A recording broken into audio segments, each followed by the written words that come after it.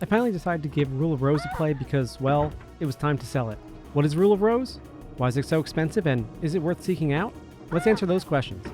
So yeah, Rule of Rose is a video game from 2006, but I don't remember games playing this terribly back then. Let's see what we had in 2006. Oblivion, Gears of War, Dead Rising, Final Fantasy XII, Hitman Blood Money. There's not really an excuse for a game that plays this poorly.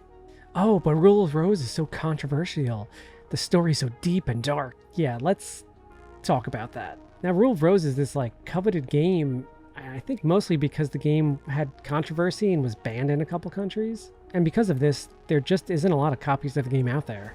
It's not on any digital store, so you can't download it. France had some government officials looking to ban the game, arguing that the goal of the game was to violate a little girl in the most horrible conditions, then torture her before killing her in the worst of sufferances. The game was canceled in the United Kingdom because they claimed that the purpose of the game was to rape, beat up, and kill a little girl. This is crazy.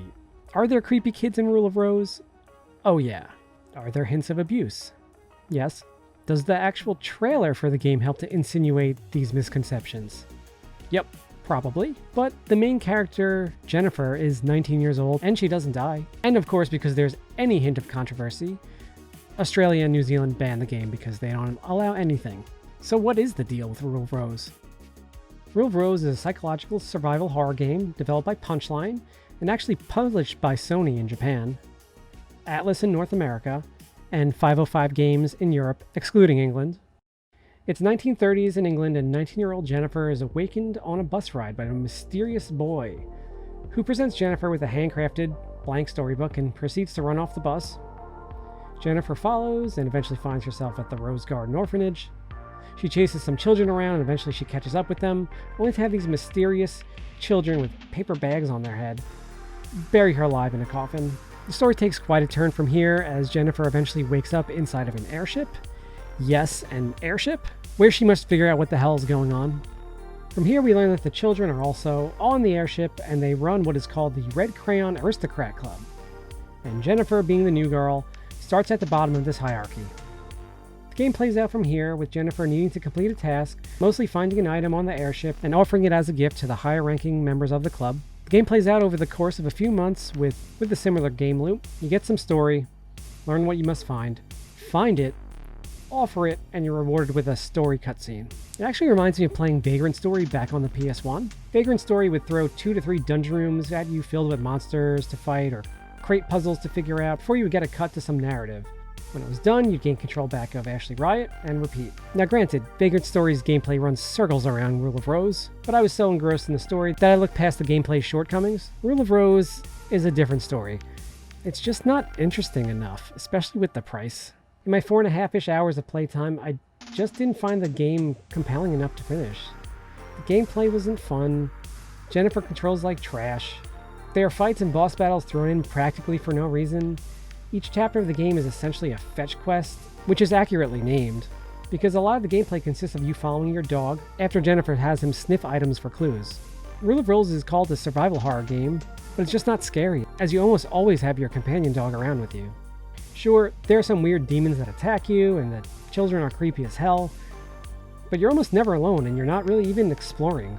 I mentioned before, you literally present Brown with an item, and if there's something to be found, he starts walking towards it, and the gameplay is just you follow the dog. Now, I'm not really a huge fan of horror games, although I've played my share of Resident Evil games, including Resident Evil Village, which I'm currently playing and enjoying. But I play those games because the gameplay is satisfying, and the story is good.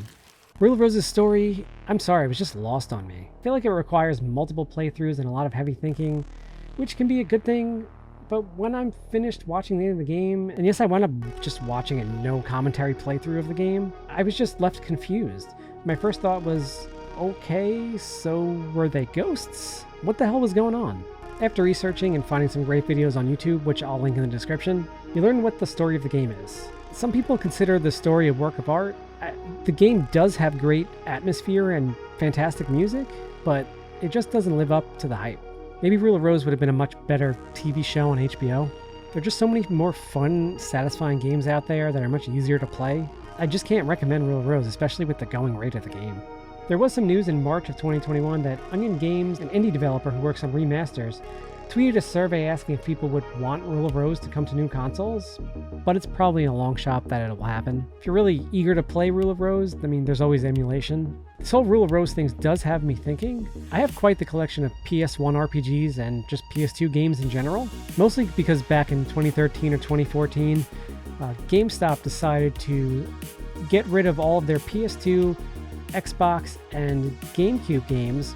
So I went around to about 5 local GameStops and basically cleaned them all out because they were running buy 2 get 2 free. I grabbed basically every PS2 RPG I could find, some other rare games. Then I funded it by selling a full .hack set, all 7 games, which was a decent amount back then. It's probably, I mean, .hack Quarantine is now worth $400 or $500 by itself.